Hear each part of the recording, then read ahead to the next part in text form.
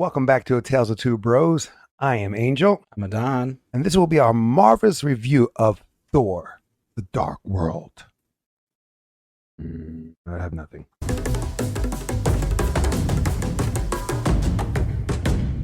Spoilers.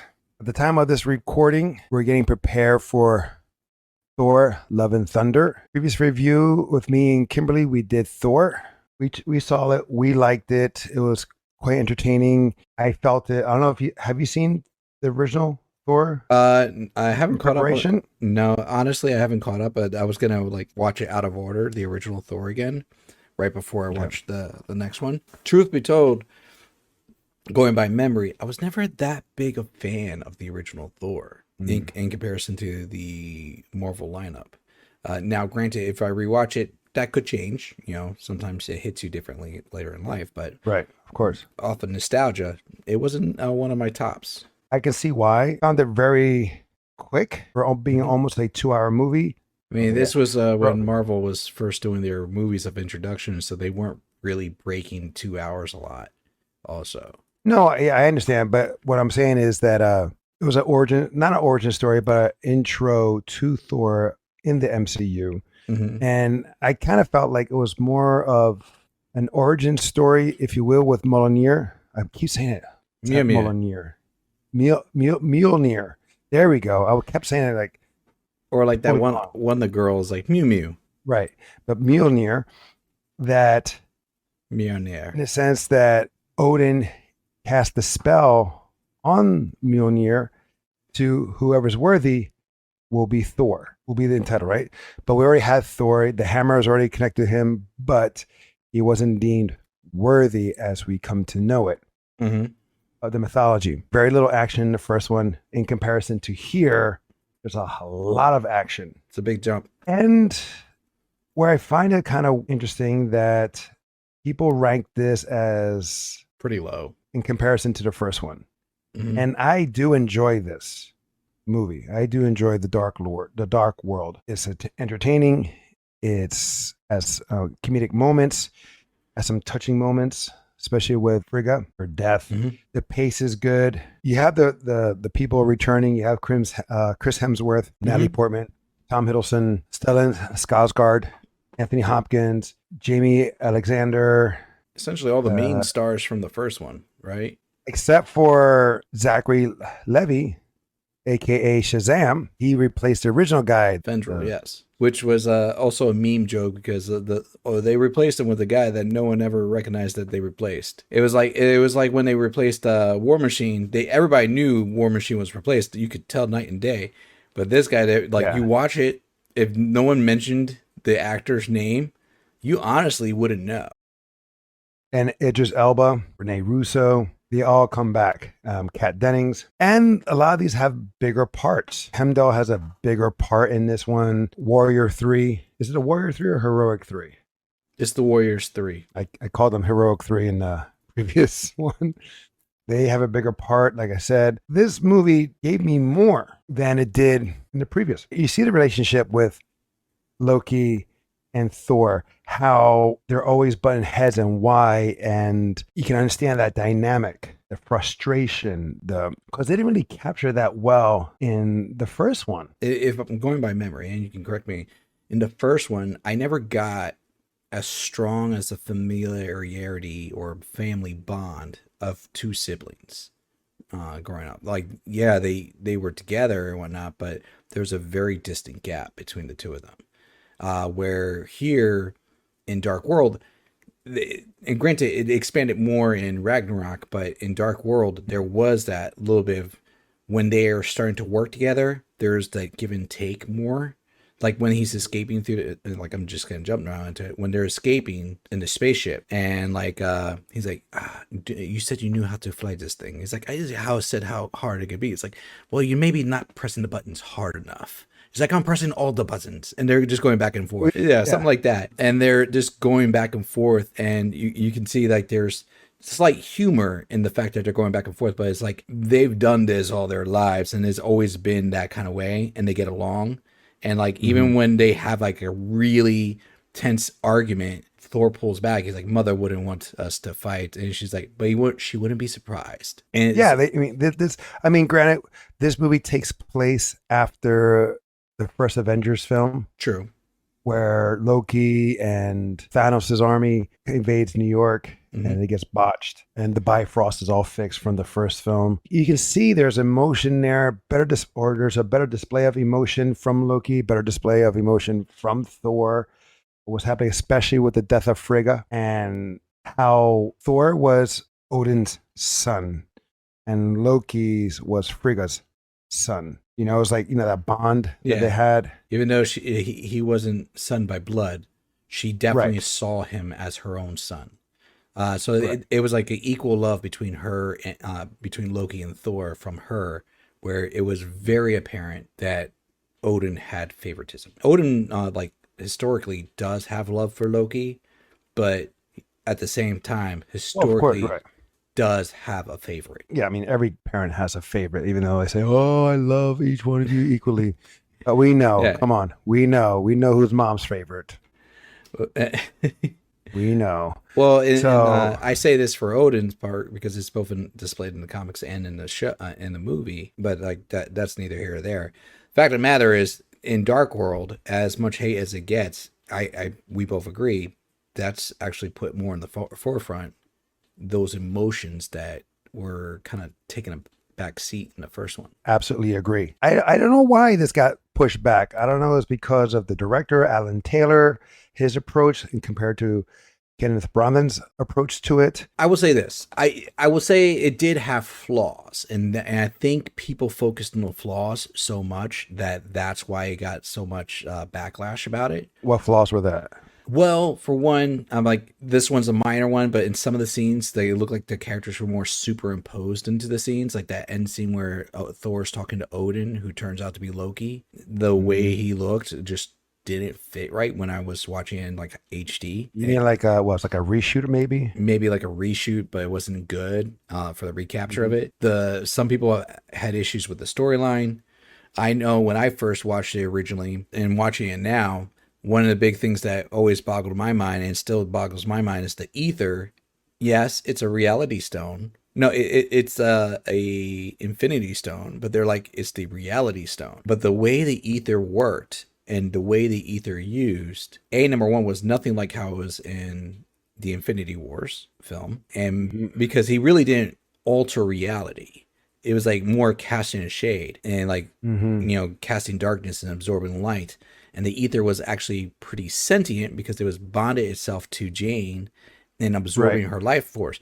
In all honesty, it felt like it should have been, and I told you about this character, and I don't know if you ever caught up about it, but it felt like this was the thing that should have been for what we're getting in Love and Thunder. There is the Necro Sword and the symbiotes are all part of Null, the symbiote god, and his force is like living darkness. He made the symbiotes. He was before all light in the universe. Right. It felt like they were taking that storyline and merging it into there, watching it now, and like combining them, which Marvel does. So it feels out of place when you like, this is the reality stone. It did nothing reality like. If it was a reality stone, this guy should be more OP rather than like Thor comes in with a hammer, hits him, and then like I didn't understand how the guy fought Thor. He had the stuff in him, and then when he started using the ether, he grew to about three times his size. There was nothing that made sense about that. Well, for me, it doesn't make sense that how is a stone. It's like they almost like they made it. Let's make it a stone. Let's make it part of that. Like it was like it was his own. Right. It felt like it was his own thing.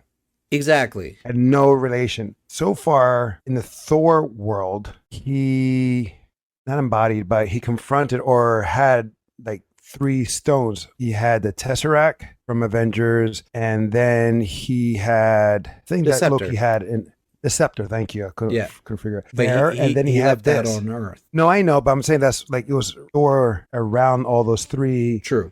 Pretty much the same, not the same time, but 3. Captain America as well in the first Avenger one. I thought that the one from the first film where Loki is spraying the cold dust, whatever, that was part of the Infinity Stones. Obviously, it wasn't. Oh, the Ark of Winters. I thought that could have been, since it was solid, because everything else was solid Thinking pieces. back to it, the only time it really seemed to be salad was salad. It was solid was when Thor tried to destroy the ether, and you see all these shards that look like shards of glass or gems that were red, and then they start reforming back into a liquid. It was like T1000 frozen, but then it come back together. Exactly right. Yes. Theoretically, yeah. Oh yeah, it's a gem, and then just shapes change, and that's why it's the reality you're reaching. But yeah, well, okay, we'll go with that. Right. Like to pull itself together, it got solid, but then as soon as it got together, It it was was liquid. liquid or gas or what have you. It was also organic, or like you said before. What was the word you said before? When it was in Jane Foster, it was is sentient, Sentient. There you go. which But yeah. also never explained. And this was the other thing: how is it Malekith was the only one that could literally control it? And I get Thanos had to have the gauntlet, but it literally lived. Now I sound like the guy from Parks and Rec. It literally lived in Jane Foster. She was turning into practically a dark elf. Right. You saw her eyes change and everything, but all it Yeah. did was like defensively push people away.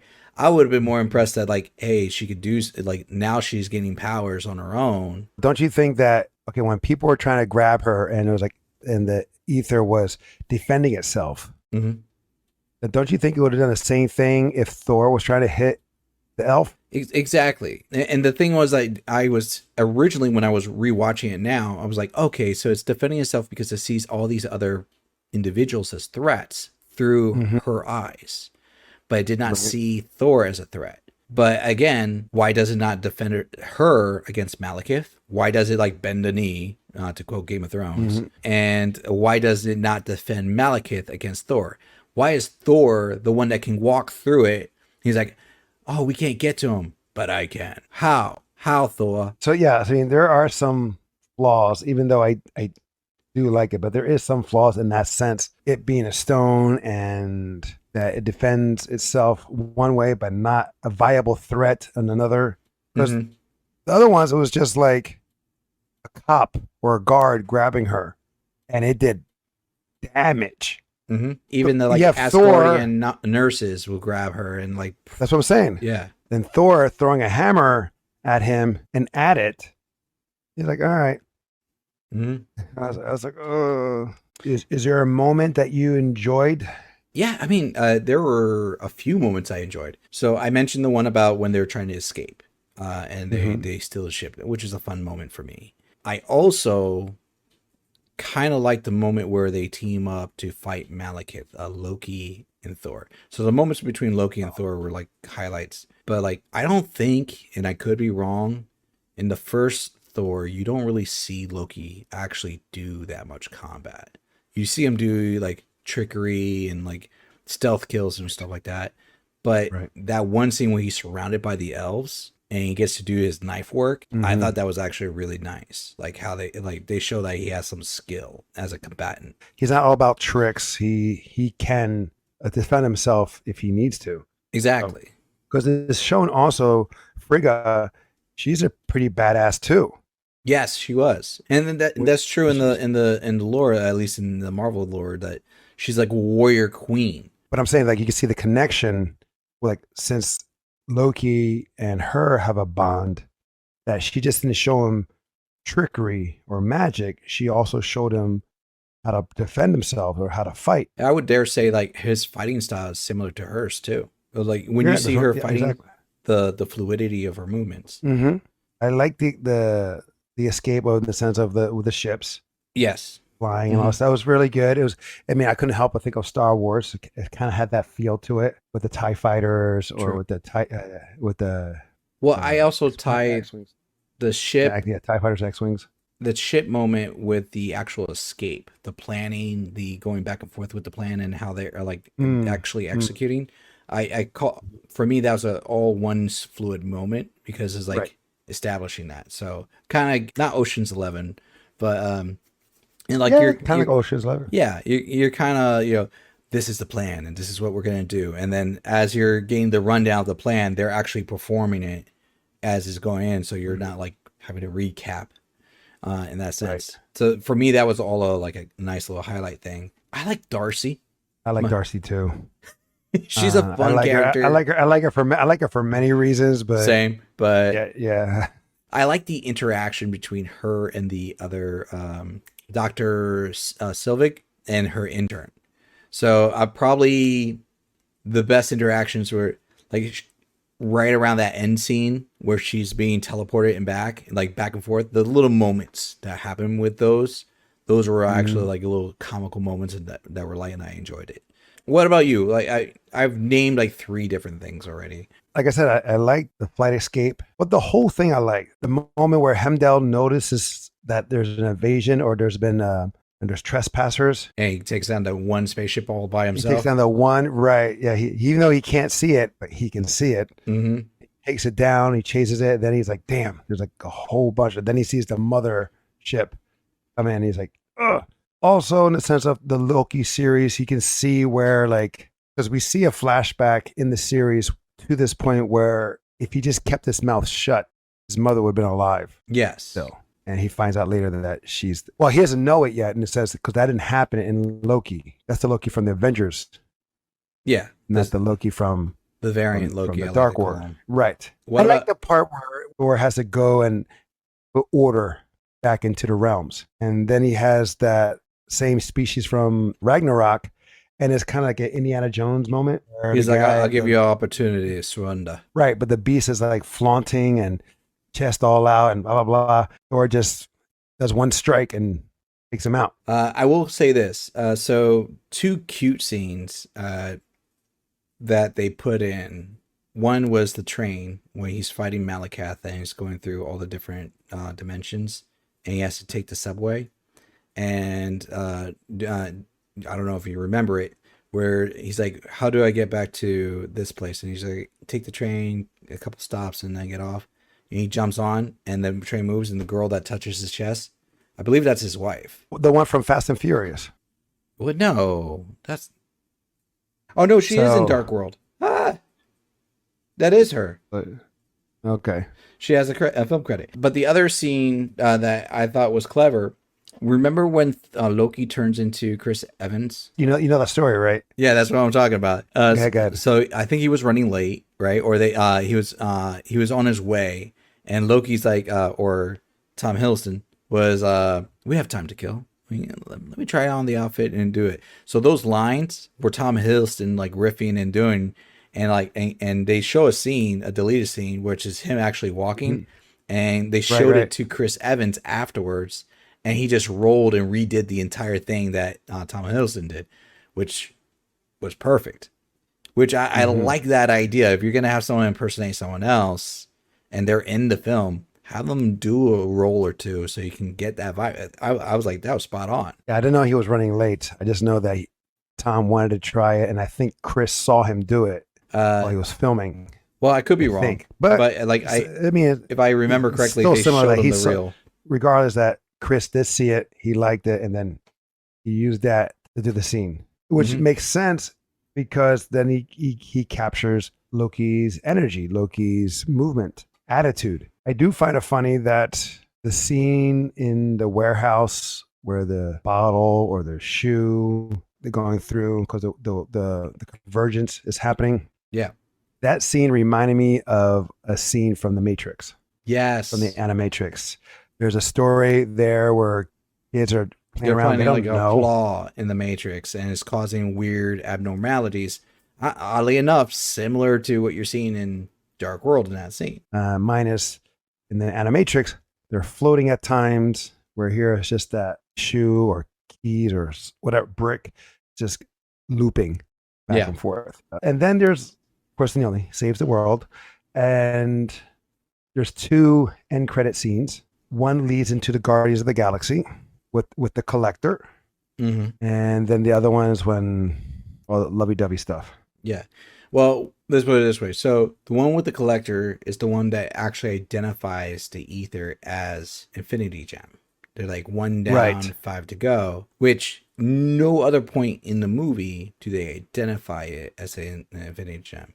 Matter of fact, the Tesseract was announced as an Infinity Gem by them at that scene too. Now, the part with the lovey-dovey, which I'm okay with, that's cool. But then when they bring in Avengers Ultron, then you start questioning because like she's no longer in the picture. He's talking about her fondly, but you never see her. That was when like the whole I think it was the contract issue or whatever for Possibly. yeah, Natalie Portman. So like after that, like everybody's like, Thor, where's Jane? Jane's been out of the picture for a while, bro. So it's like one of those things after that. But at the end, I'm like, okay, cool. They want to have that scene. They have that scene. It's not a big deal, like for me. But yeah, It was definitely overshadowed by the gemstone. As a matter of fact, I personally thought they should have flipped the scenes, put that scene before the gemstone. Right. It would have made more sense and give a nice little tight closure with Thor and Jane. Yeah. And then you're like, oh, what's this at the end? I mean, this movie is pretty direct in a way that Odin sets it up of what's about to happen in the sense of about the dark elves and where they fall in place into the story. Mm-hmm. When the ether gets reactivated, if you will, by going to Jane Foster, that their ship also wakes up because they're like a beacon. Yeah. They're in hibernation. You're in hibernation just waiting for it to be found, which I found kind of stupid. Like, sir, so strong. Is like, well, hide it. It's like, but you should be able to destroy. You guys are gods. You should be able to destroy it. By the end, it makes sense at the end when they announce as an Infinity Gem, because you can't technically destroy an Infinity Gem. I think the Infinity Stone, I believe that was an afterthought. I mean, I could be wrong. I'm not going to go and look for it. If anyone listening or watching, you can let us know if it was an afterthought or they had this all planned. For what it did and for what it's supposed to do, it doesn't match. Yeah, no, I agree with that. And like I said, and probably when we watch Love and Thunder and you get to experience Gore the God Butcher, you'll probably be like, yeah, that seems like it should have been there. Gore the God Butcher was a storyline before King in Black with Null. So what gives Gore the God Butcher his power is the Necro Sword, which is the weapon built by King Null. The similarities of how it's used and the attributes of it is like this. It's a sword, but it's like a symbiote. So it's a weapon, a symbiotic weapon, but not fully sentient. But basically, it's a weapon, but that's semi-sentient, not completely sentient in the comic. So that's why I said this vibe feels like the weapon that should have been for Gore, or that may be what they do with Gore. I'm interested to see how that happens in the movie when it comes out, and I'm probably going to be like, the ether was basically the same thing that we're going to see in Gore the God Butcher with Love and Thunder. Well, I could be wrong. We'll see what they do. So, okay, let's go for real quick with the ratings. Worth the watch for me? I would say it's worth the watch for me. I was pleasantly surprised how it held up after so many years. Definitely worth the own. If you're a collector of the Marvel stuff, I would own it. I do own it. I'm glad it still holds up because I do own it. Well, yeah. I mean, there's some movies I will not own. Eternals or other ones like Black Widow. Those movies were expensive for a while. They hold value for a long time. Yeah. Like $25 or such. And they go up every now and then. Not anymore because of Disney Plus. True. Yeah, I forgot about that. Since Disney Plus, and since all these movies can be seen there, the value of owning a hard copy of it is not as valuable as they used to be. If anything, I would say maybe like the ones that will be the most expensive are, of course, the 4Ks. Like if you get it remastered in 4K. Oh, that's any though. That's pretty much any. All right. I think that's it. I don't think there's any more to discuss.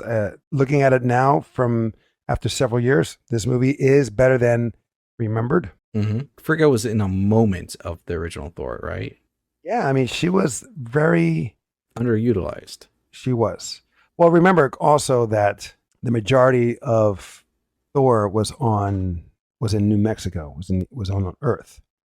Yeah. Here, it's more on Asgard. Yeah. All right. Our next review, hopefully we get it done before Love and Thunder, will be Ragnarok. Yeah, I think it's going to be an easy review on that too. All right, guys. That will be it for us on our marvelous review of Thor: The Dark World. Until next time, will be the next time. I'm Angel. I'm Adan. Love you, bro. Love you too.